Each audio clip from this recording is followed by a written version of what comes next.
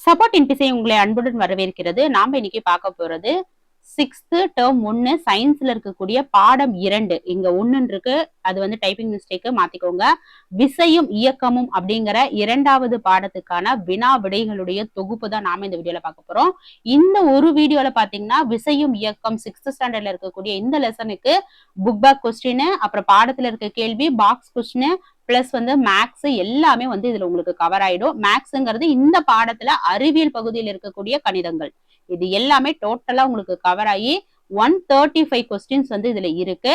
இதே போல நம்ம 6th டேர்ம் 1லயே ஃபர்ஸ்ட் யூனிட் அளவீடுகளுக்கும் நம்ம வீடியோ போட்டிருக்கோம். அதனுடைய லிங்கை வந்து நான் டிஸ்கிரிப்ஷன்ல வந்து பிளேலிஸ்ட் கொடுத்துறேன். அதை பார்க்காதவங்க அதை பாருங்க.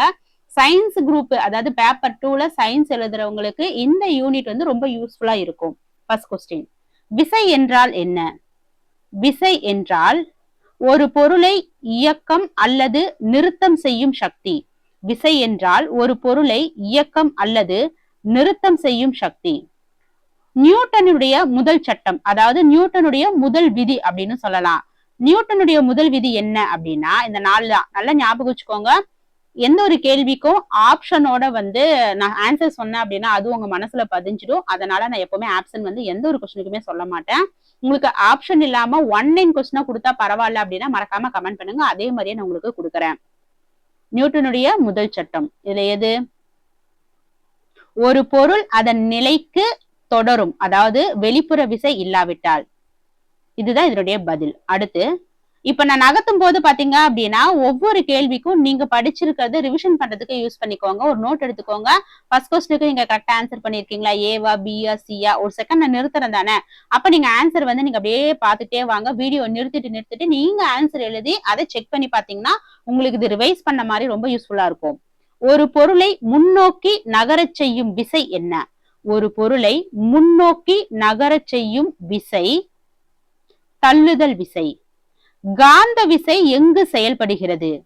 காந்த விசை ஸ்டீல் போன்ற காந்த பொருட்கள்ல தான் செயல்படுது.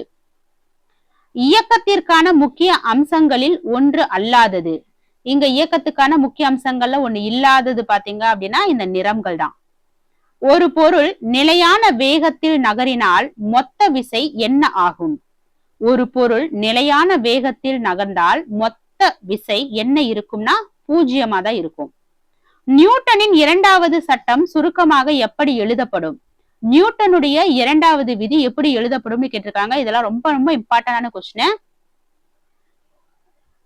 விசை ஈக்குவல் டு மாஸ் இன்டு விரைவு, F equal to M into A, இப்படிதான் எழுதப்படும்.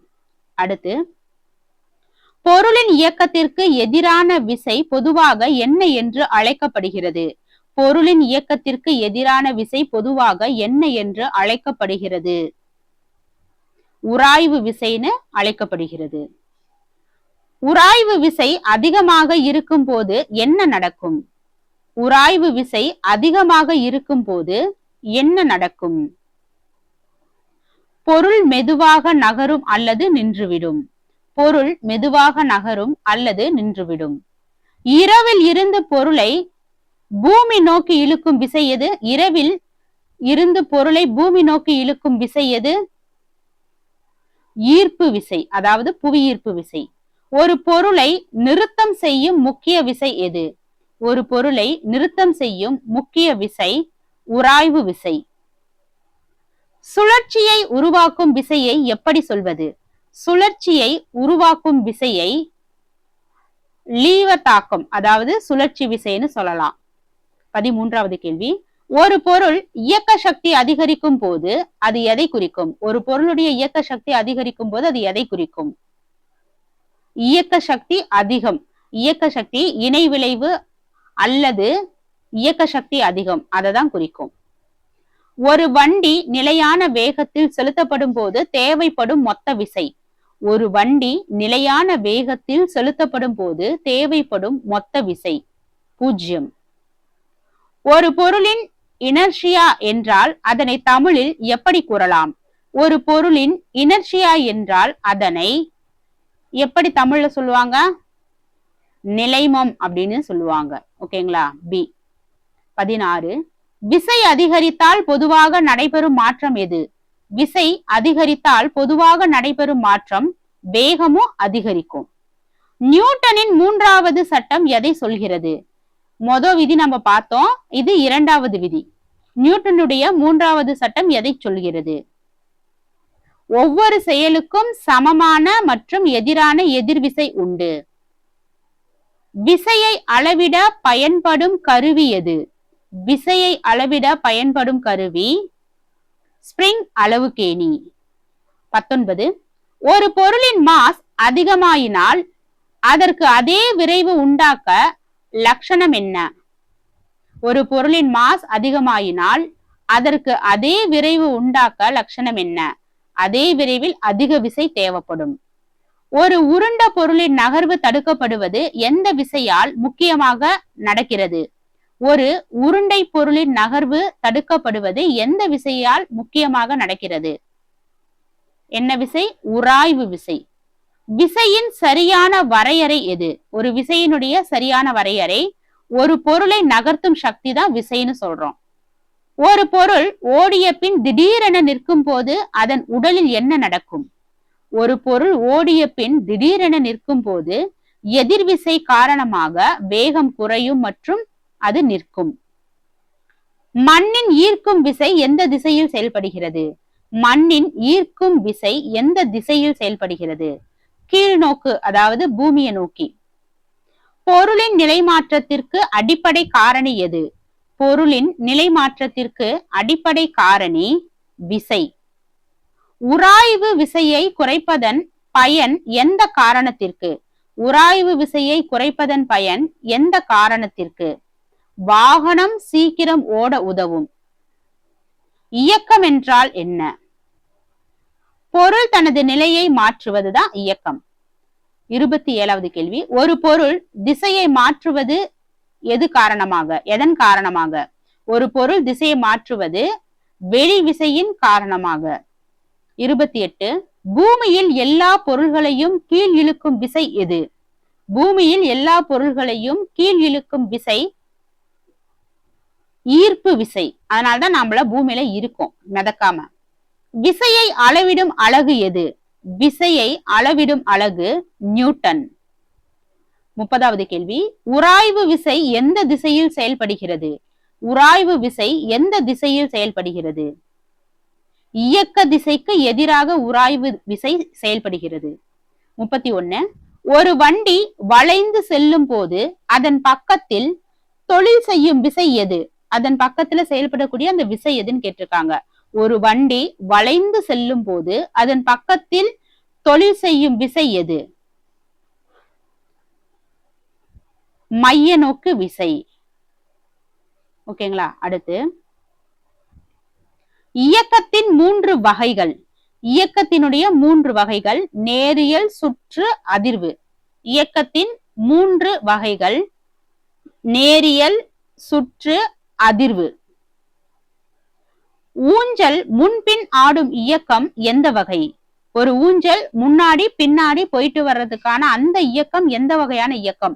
இந்த மாதிரி கேள்விகள் அடிக்கடி கேட்பாங்க. ஏன்னா ஒரு செயல்பாடை வச்சு அதோட இயக்கம் என்ன அப்படிங்கிற மாதிரி டெட்லயும் சரி, அப்புறமேட்டு பாத்தீங்கன்னா நமக்கு டிஎன்பிசிலயும் சரி, சயின்ஸ் கேள்வியில இந்த மாதிரி கேள்விகள் கேட்க நிறைய வாய்ப்புகள் இருக்கு. ஊஞ்சல் முன்பின்னாடும் இயக்கம் அதிர்வு இயக்கம். பூமி சூரியனை சுற்றும் இயக்கம் எந்த வகை இயக்கம்? இது சுற்று இயக்கம். 35, விசை பொருளின் வடிவத்தை மாற்ற முடியுமா? விசை அந்த பொருளுடைய வடிவத்தை மாற்ற முடியுமான்னு கேட்டா சில சமயங்கள்ல முடியும். 36, ஒரு பொருள் நகர்விற்கு எதிராக செயல்படும் விசை. ஒரு பொருள் நகர்விற்கு எதிராக செயல்படும் விசை உராய்வு விசை. நான் நகர மாட்டேன்னு அப்படியே இருக்கிறது, அப்படியே உரசுகிட்டே நகர்த்துறது. ஒரு பந்து மேலே தூக்கி எறிந்தால் அது மீண்டும் கீழே வருகிறது. இதன் காரணம் என்ன? ஒரு பந்து மேலே தூக்கி எறிந்தால் அது மீண்டும் கீழே வருகிறது. இதற்கான காரணம் புவி ஈர்ப்பு விசை. காந்த விசை குறிப்பாக எந்த பொருட்களில் துல்லியமாக வேலை செய்கிறது? காந்த விசை குறிப்பாக எந்த பொருட்களில் துல்லியமாக வேலை செய்கிறது அப்படின்னா இரும்பு மற்றும் சில உலோகங்களில். விசை வகைகளை சரளமாக சொன்னால் சில முக்கியமானவை எத்தனை? விசை வகைகளை சரளமாக சொன்னால் சில முக்கியமானவை பாத்தீங்கன்னா மொத்தம் 2. தொடர்பான விசை மற்றும் தொடர்பற்ற விசை. தொடர்பற்ற விசைக்கு உதாரணம் காந்த விசை, நான் காண்டக்ட் ஃபோர்ஸ். புஷ் என்றால் என்ன? புஷ்னா நமக்கு தெரியும், தள்ளுறது, அந்த பொருளை தள்ளுதல். புல் என்றால் என்ன? புல் அப்படிங்கிறது பொருளை இழுக்கிறது. நமக்கு அந்த எங்கேயாவது நம்ம பெரிய பெரிய இடத்துக்குலாம் ஆபீஸ் அந்த மாதிரி போனா கதை வந்து புஷ் பண்ணுங்க, புல் பண்ணுங்க அப்படிங்கிற மாதிரி எழுதியிருக்கும் தானே, அதுக்குதான். ஒரு பந்து மேல் திசையில் சுழலும் போது ஏற்படும் விசை என்ன என்று அழைக்கப்படும்? பன்னாட்டு பெயர்ல மைய விலக்கு விசை அல்லது மிதவை விசை. சைக்கிள் சக்கரம் சுழலுவது எந்த இயக்க வகைக்கு உதாரணம்?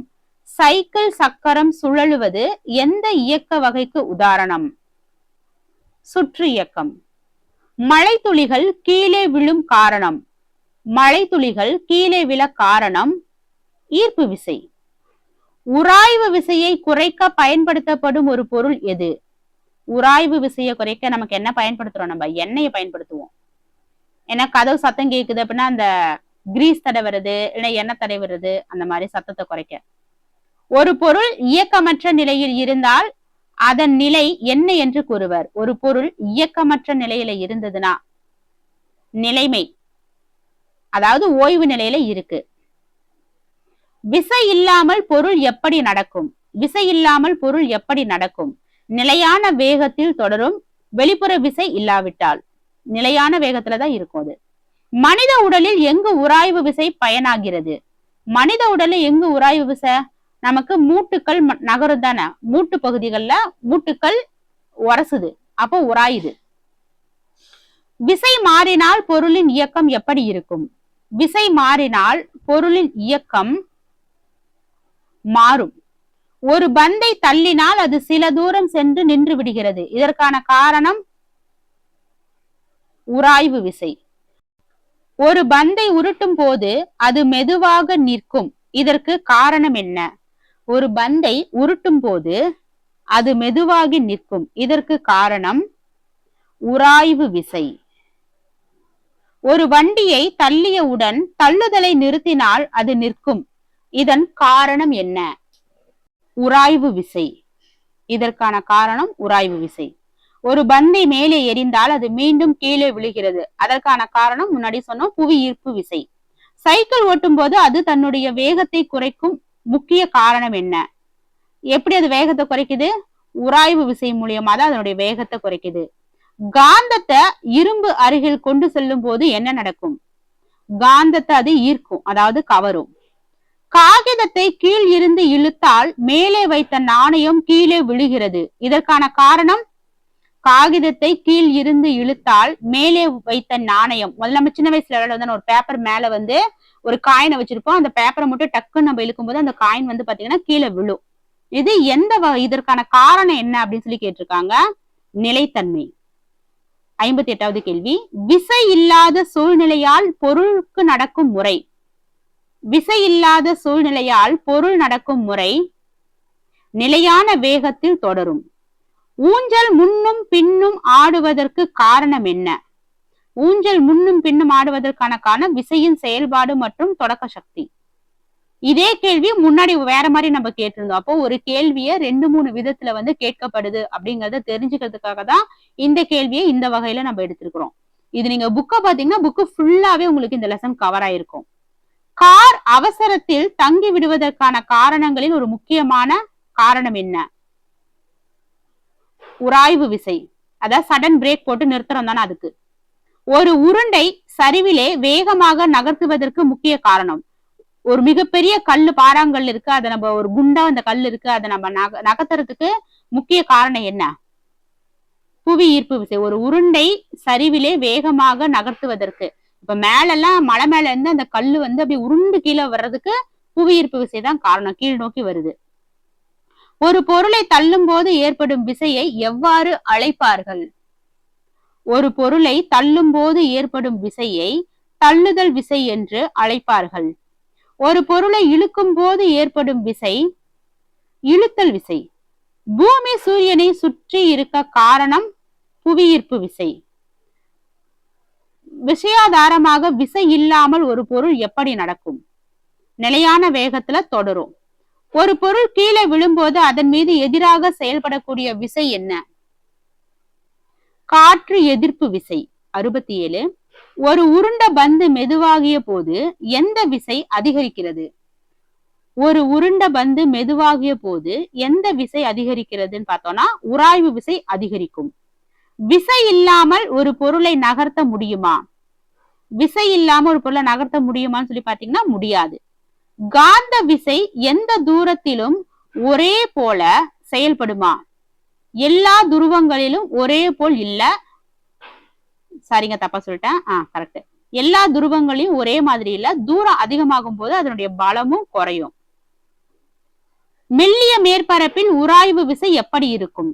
மெல்லிய மேற்பரப்பில் உராய்வு விசை குறைவாக இருக்கும்.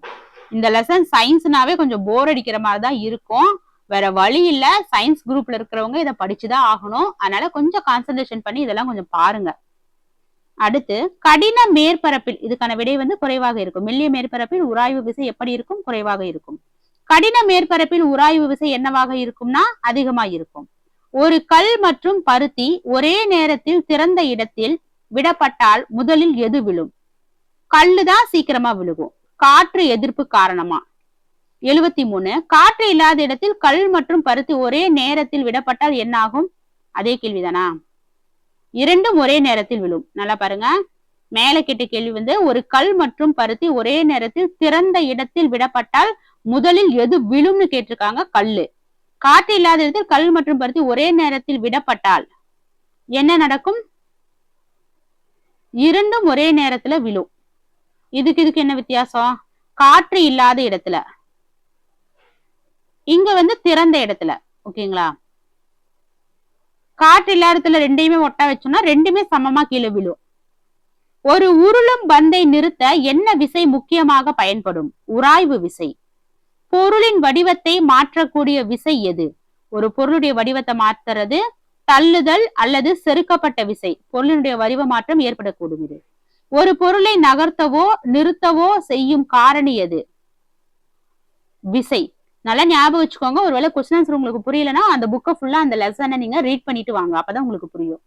ஒரு பொருளை தள்ளுவதால் அதில் ஏற்படும் விளைவு என்ன? பொருள் நகரும்.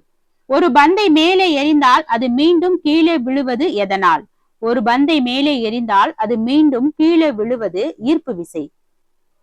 நிலை பொருள் நகரும் போது அதன் நிலை மாறும். இது எந்த இயக்கம்? நிலை பொருள் நகரும் போது அதன் நிலை மாறும். இது நேர்வேக இயக்கம்.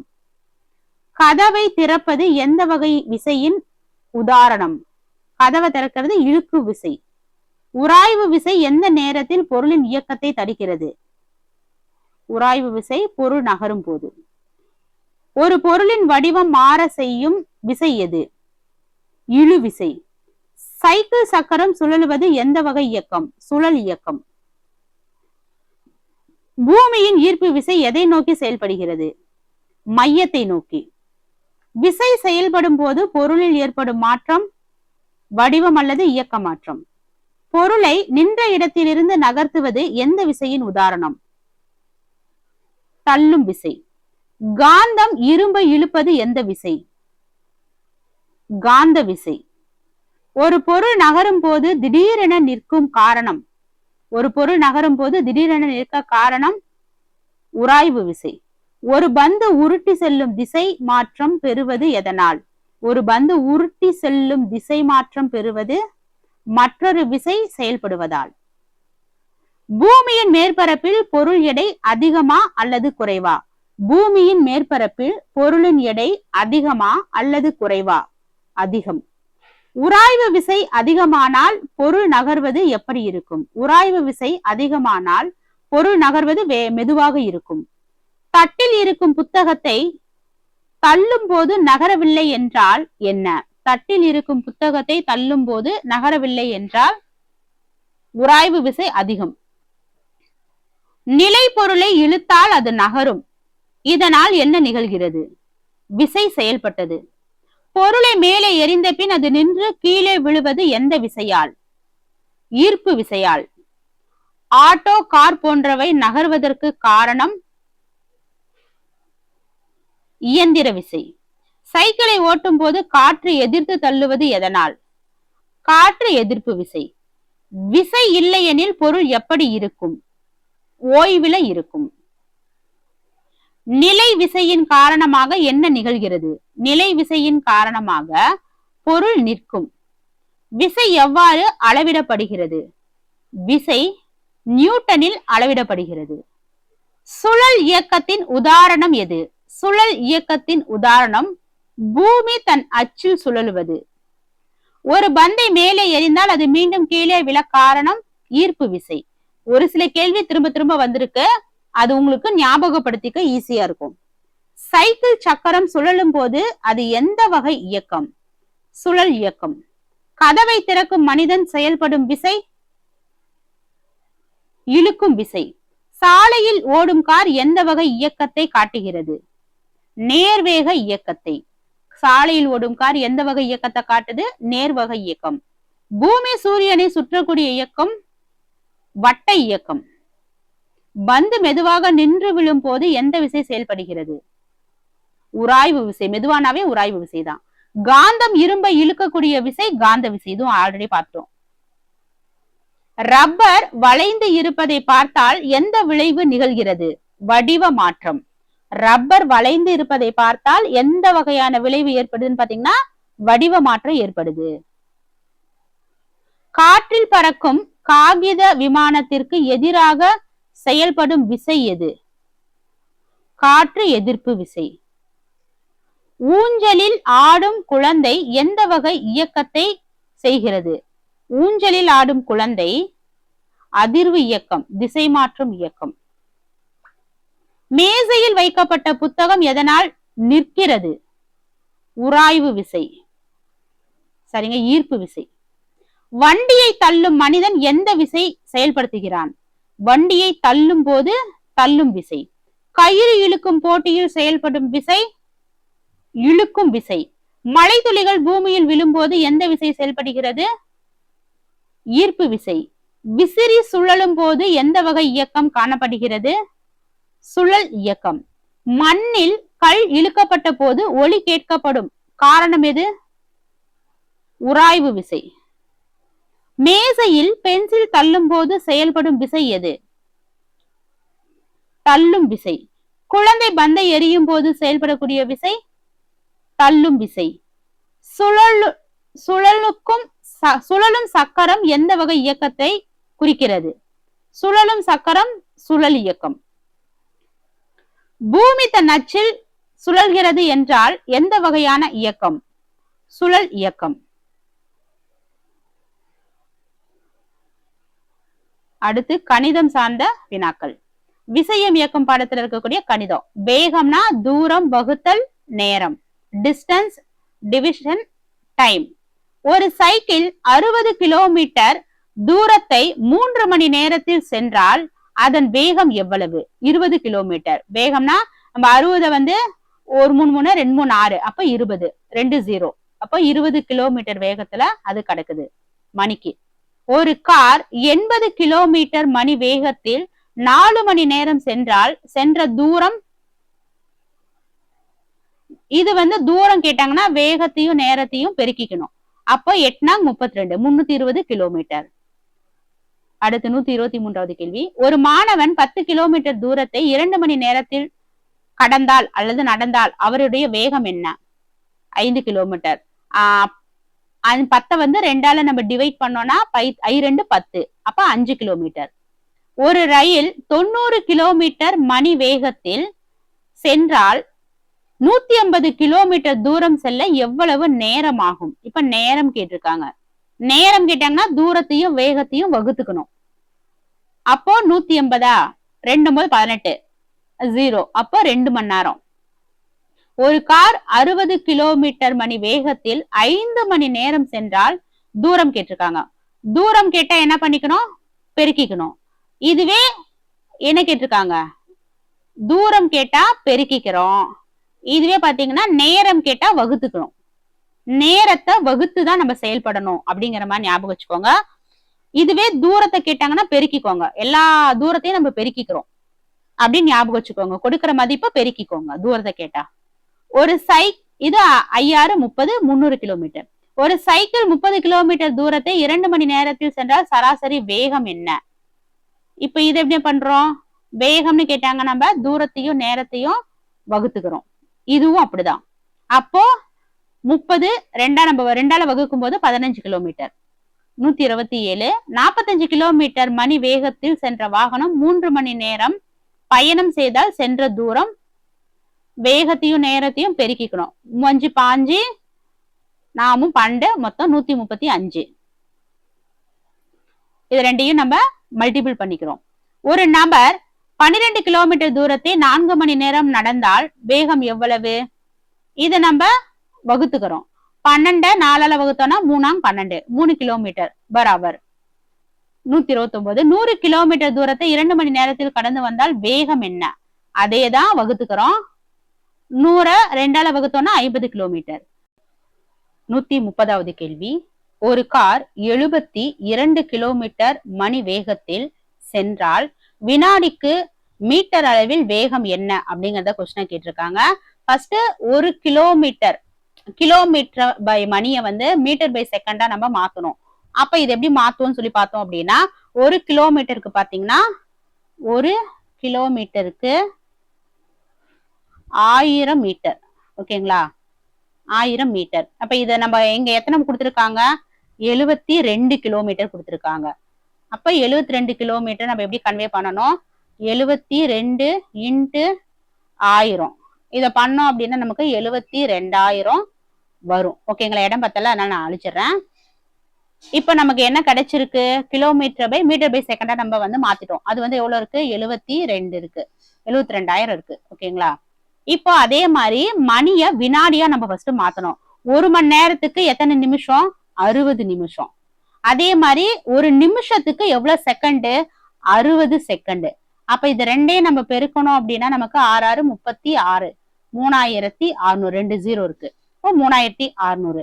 இதை நம்ம என்ன பண்றோம்னு சொல்லி பாத்தீங்கன்னா 3600. இப்போ ஸ்பீடு வேகம் டிஸ்டன்ஸ் பை மீட்டர் பை வினாடி அந்த மெத்தட்ல போடுறோம். டிஸ்டன்ஸ் நமக்கு எவ்வளவு கொடுத்திருக்காங்க?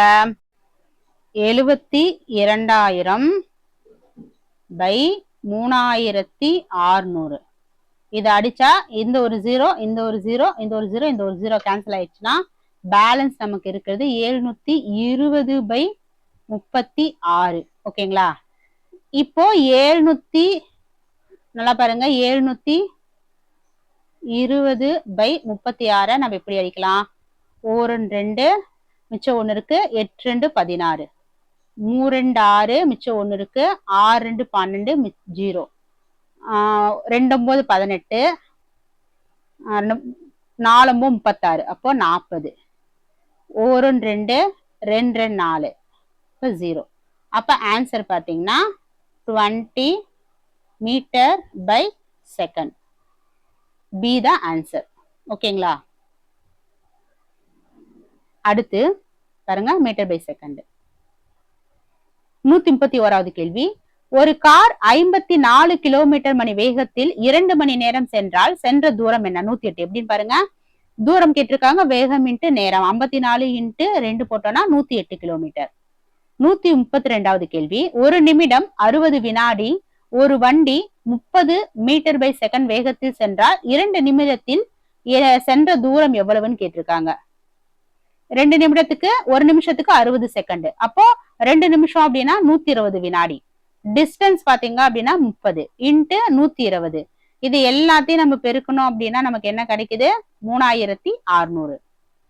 ஒரு பந்து 20 மீட்டர் பை செகண்ட் வேகத்தில் நகர்ந்தால் 5 வினாடிகளில் சென்ற தூரம் I2 10, 100. ரெண்டையும் பெருக்கிக்கிட்டா 100 மீட்டர். 134வது கேள்வி. ஒரு வாகனம் 120 கிலோமீட்டர் தூரத்தை 3 மணி நேரத்தில் கடந்தால் வேகம் எவ்வளவு? ரெண்டையும் நம்ம வகுத்துக்கிட்டா போதும். 1 3 3 2 3 6 9 4 12, அப்ப 40 கிலோமீட்டர் பை ஹவர்ஸ். 135வது கேள்வி. 36 கிலோமீட்டர் மணி வேகத்தில் சென்ற வண்டி 2 மணி நேரம் பயணம் செய்தால் சென்ற தூரம். இதையும் நம்ம பெருக்கிக்கிறோம். பெருக்கிட்டா 2 மிச்சம் 1 3 6 7 72 கிலோமீட்டர். இதோட பாத்தீங்க அப்படின்னா விசையும் இயக்கமும் விசையும் பாடத்துல மொத்தமா 135 வினா விடைகள்.